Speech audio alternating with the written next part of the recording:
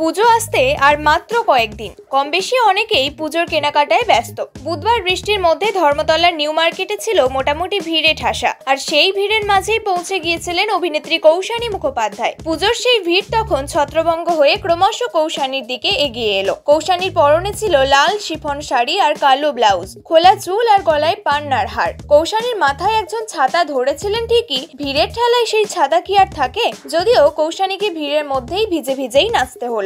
New মার্কেটের রাস্তায় তখন কৌশানীকে ঘিরেছিলেন বহুরূপীরা, তার সঙ্গেই বহুরূপীর ডাকাতিয়া বাঁশি গানে জমিয়ে নাচলেন কৌশানী।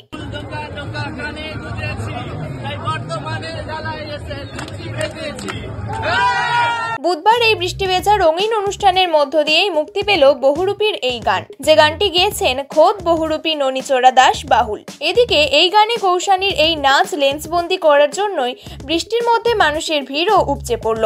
এদিন সকলকে বহুরূপী দেখার অনুরোধ করলেন কৌশানী। আগামী 8ই অক্টোবর মুক্তি পেতে চলেছে উইন্ডোজ প্রোডাকশনের ছবি বহুরূপী, আর এটাই এবার উইন্ডোজ প্রোডাকশনের পুজোর রিলিজ। গত বছর থেকে মুক্তি পাচ্ছে উইন্ডোজ প্রোডাকশনের পুজোর ছবি। গতবার মুক্তি পেয়েছিল রক্তবীজ, আর এবার আসছে বহুরূপী।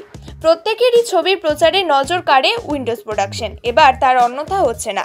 তবে কৌশানী শিবপ্রসাদের শিমুল পলাশ গানটিও দর্শকদের বেশ মন কেড়েছে।